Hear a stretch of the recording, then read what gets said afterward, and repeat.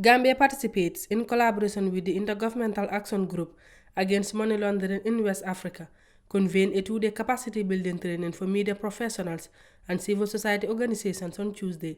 The event, held at a local hotel in Kololi, aimed to enhance the role of the media and civil society in promoting transparency and accountability through asset recovery.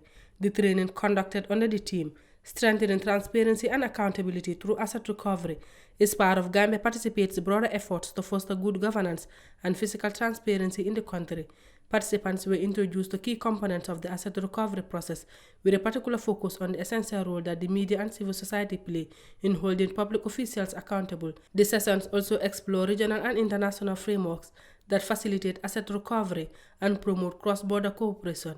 In his address, Maranyang, the founder of Gambia Participates, underscored the importance of investigative journalism in the fight against corruption. He urged media professionals to be more proactive in exposing illicit financial activities and emphasized the public's right to know about assets seized or forfeited by the government. When it came out, it actually shook the pillars of the country, some very disturbing revelations in it, and raises a lot of questions, right?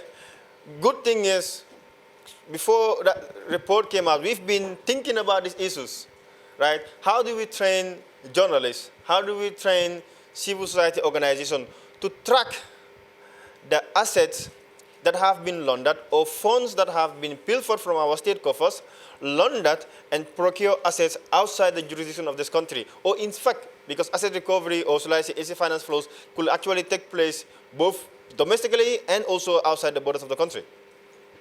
But tracing those assets becomes very difficult. Someone else gets his hands dirty, launder the money, purchase an asset, put it in the hands of somebody else or in the name of someone else, and it finds it, you, the government, find it very difficult to trace it.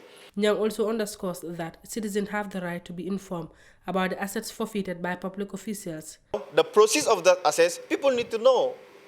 It is a government. The people have a stake in it. People's taxpayers' money is what runs the government.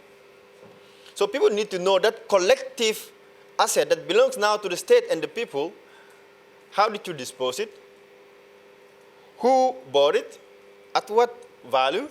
And the one that was disposing that asset, did the person actually have any vested interest in it? And those that are responsible for the management of those assets, did they benefit in any way, shape, or form? We want to know whether there is any related conflict of interest or fraudulent practices in the way those assets have been disposed, or is someone else favored to buy that asset?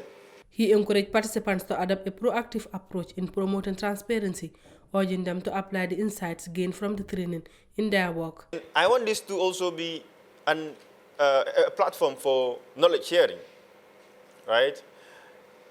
And to use this knowledge. What Mustafa Dabo is doing is remarkable.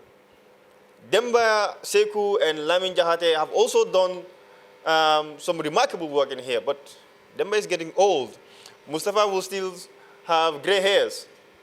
Now you, the younger generation, both civil society and media, because we decided to mix both of you.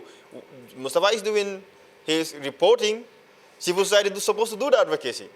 So we want you to step up. We want to give you the knowledge, do the investigation, and then hold government accountable, because our wealth of this country cannot fall in the hands of the few. Gambia Participates has been involved in numerous projects focused on fiscal transparency, anti-corruption efforts, elections, strategic litigation, advocacy, access to information and research. Reporting for Kerfato, I am Fatou Silla.